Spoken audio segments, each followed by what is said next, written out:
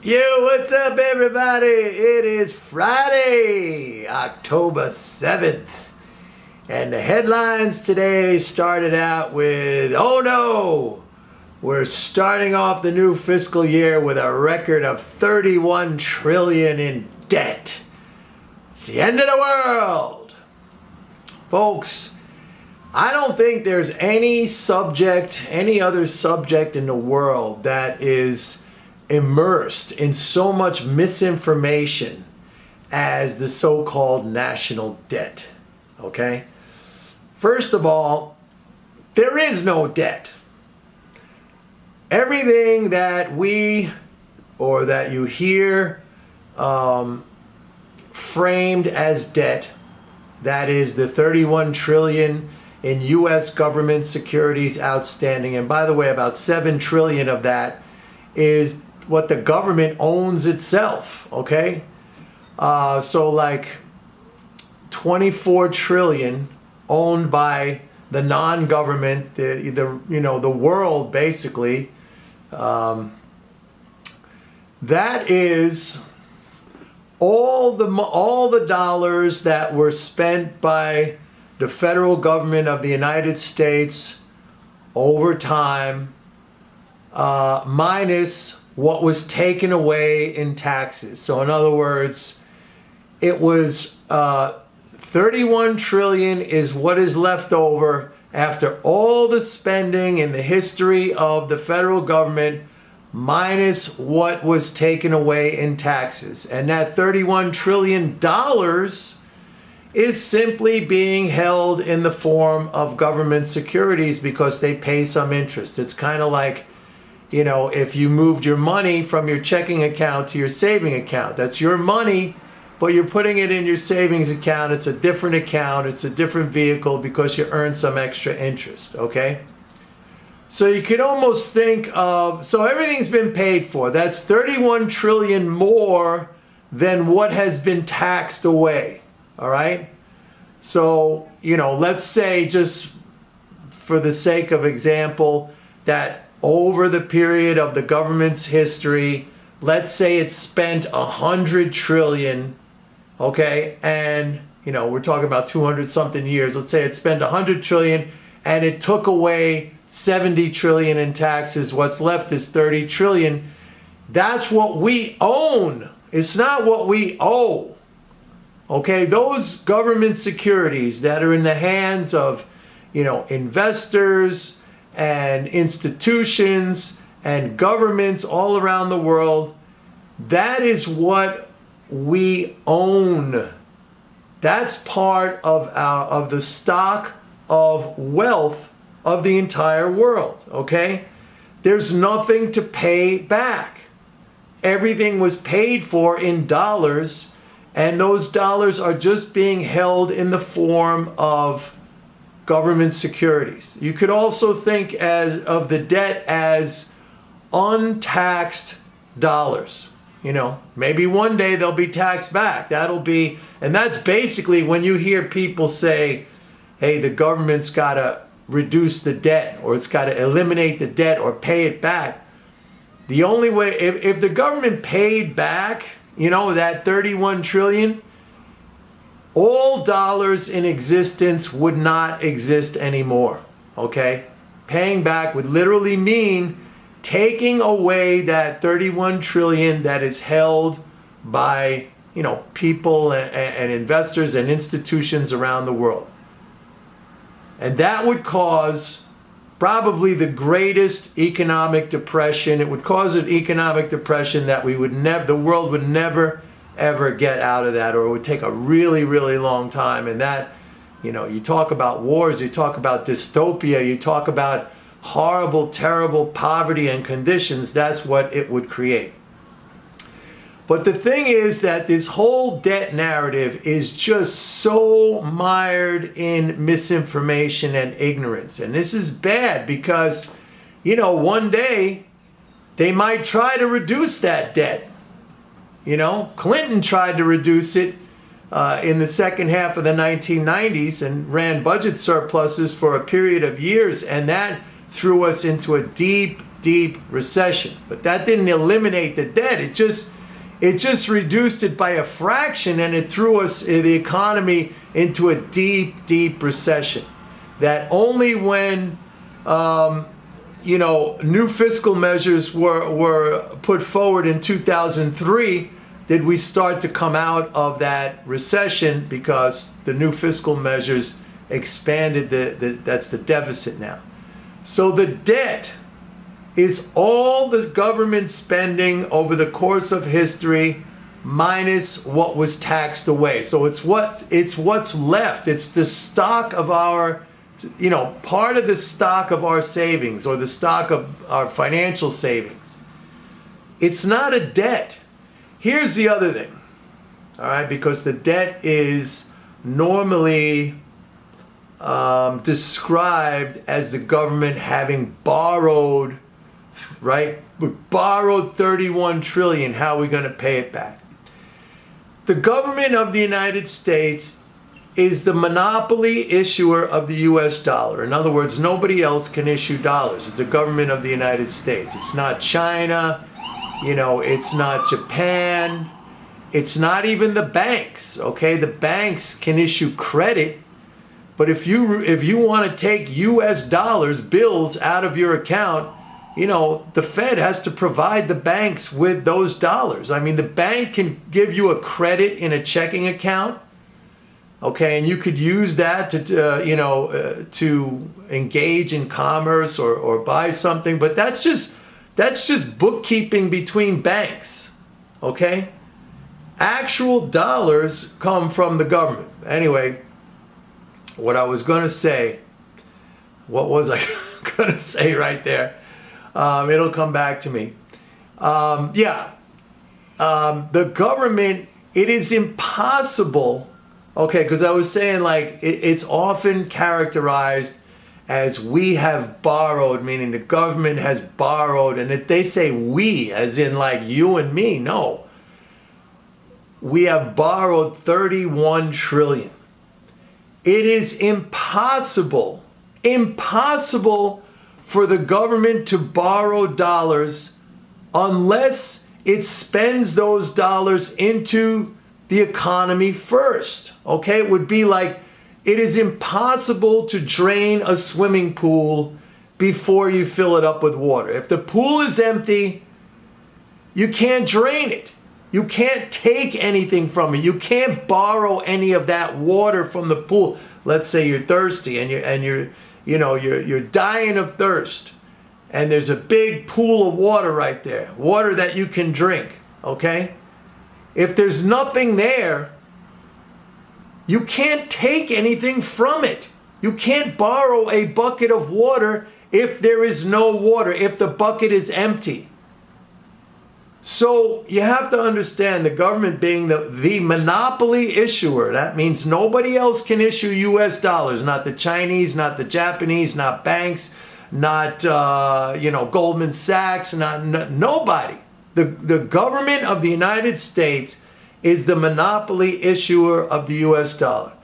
And it is impossible, just physically impossible, for the government to borrow dollars unless it spends those dollars into the economy first. That's the only, and then that is not borrowing. I'm sorry, if it puts it there and then it drains some away, that's part of its taxing activities. We could get into a whole big discussion about taxing, because taxing doesn't fund government spending. I just explained that. They got to put the money in first before they could even collect any taxes. They got to put the dollars in first. You can't tax from, people, they're taxing my money. It has to go into the system for you to earn it in order for them to tax it. If they don't spend it into the system, okay, and once it's in the system, that's like in the swimming pool, it circulates around. You get some, I get some, company XYZ gets some, and then the government drains some out through taxation. Now, taxation we could spend all day talking about what's fair and what's not fair. I think, there's a lot of stupid things in terms of taxation that currently the government does, like taxes on income and taxes on things that are productive. That's dumb, man. That's really dumb. But this video is not about taxation. I'm trying to explain, and believe me, that as hard as I try, and I know there's people out there much more famous than I am, like people like Stephanie Kelton and Warren Mosley and these other people, and not even necessarily MMT people. There may be even a couple of people in Congress, I don't know, maybe one who understands it.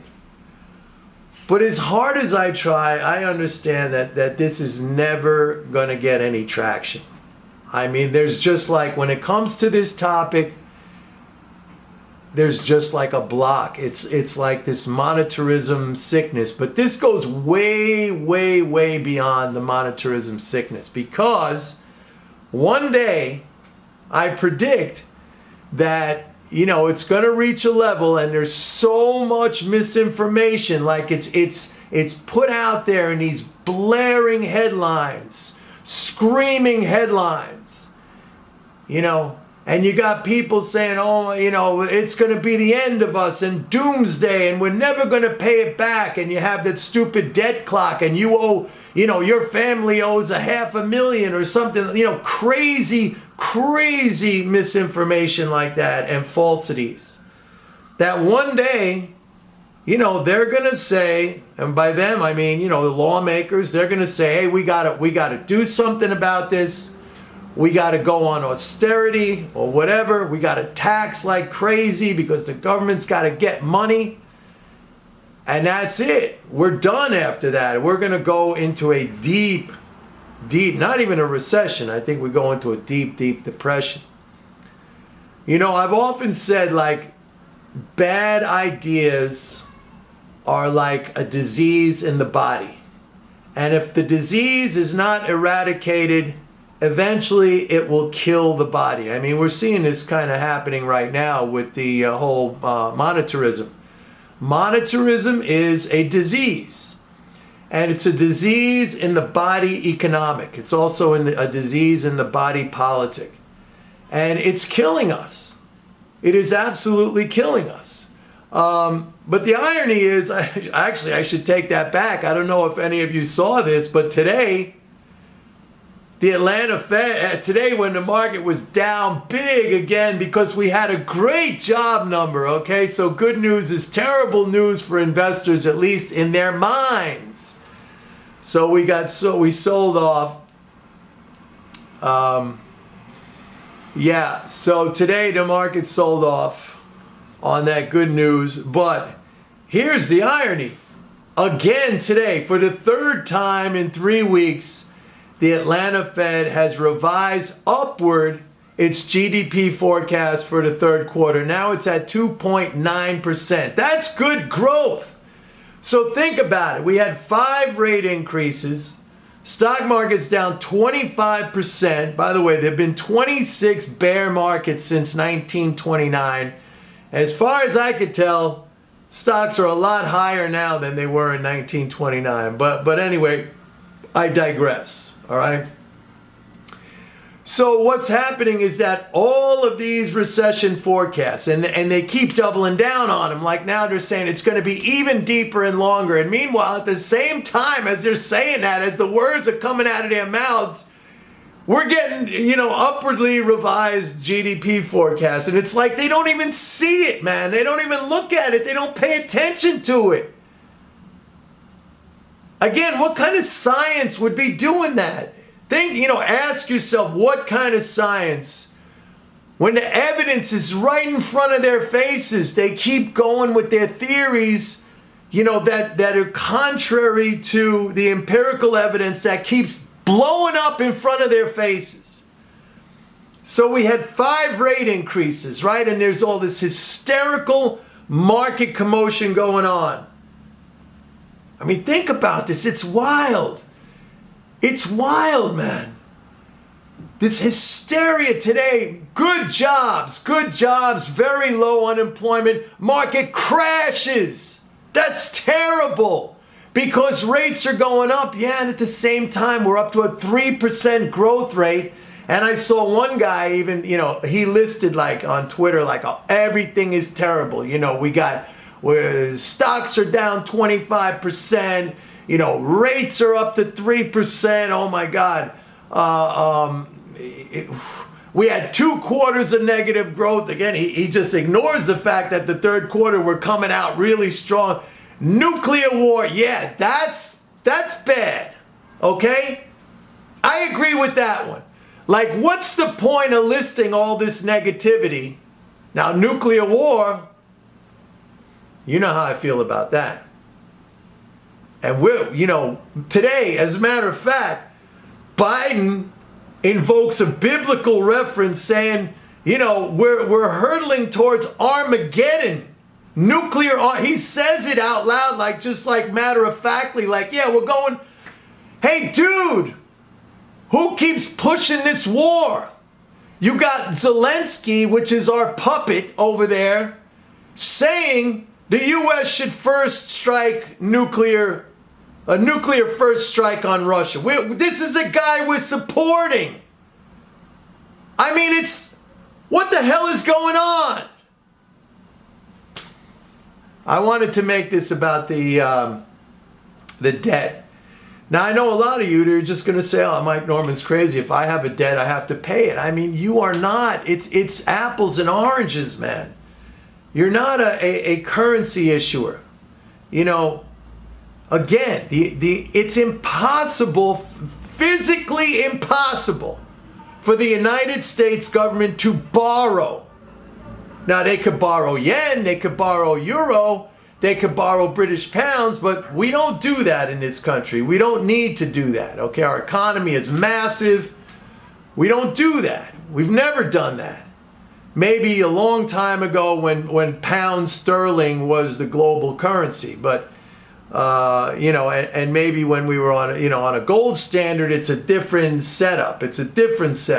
Then you actually do sometimes have to borrow. You have to borrow gold, or you have to buy gold, or you have to have gold in order to create money. But that's not the system we're on anymore. It is physically impossible for the United States government to borrow. And that is not an exaggeration, because it has to first put the dollars in the system in order to be able to, if you want to call it borrowing, okay, but it's not. But okay, if you want to use that term, but you have to understand, it has to put the dollars there first. That's the only way the dollars can be in existence for the government to get. And again, it's not borrowing, it's a drain of some of those dollars that it already put in the system. Same thing for you. For all of us. We cannot pay our taxes unless the dollars are put there first. The dollars are put into the system. We all engage in commerce and labor and work. We earn dollars, and then the government takes a lot of it back. Too much of it back, is what I have to say about that. But you need to understand that sequence. It's physically impossible for it to go any other way. So, what's the 31 trillion? Somebody tell me. Hopefully you learn. The 31 trillion is what is left over in our pockets, in our accounts, not spread around equally, of course, and it's the whole world.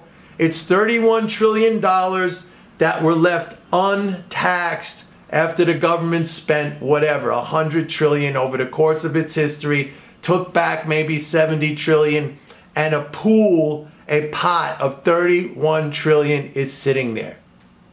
Okay? And it's sitting there in accounts called government securities. When you want to pay it back, if somebody wants to redeem a security, it's very simple. The Fed just credits your bank account, and then your bank account credits you, and then the Fed debits the security account of the bank. Okay? So like, it's like when you switch back from your savings account to your checking account, you don't see any like crazy machinations going on. It's just like, okay, I had $100 in my savings account. I need to put it in my checking account to pay bills. You go on your app, whatever, your banking app, or you go into the bank if you're kind of old fashioned, and you just do a transfer from your checking account to your savings account, and boom, I mean from your savings account to your checking account, and boom, it's done. The same way with, paying back those securities. It's the same exact process. Exactly the same. There's nothing to pay back. Nothing. It's all been paid for in dollars, and we're just holding the dollars in the form of government securities because they pay some interest. That's it.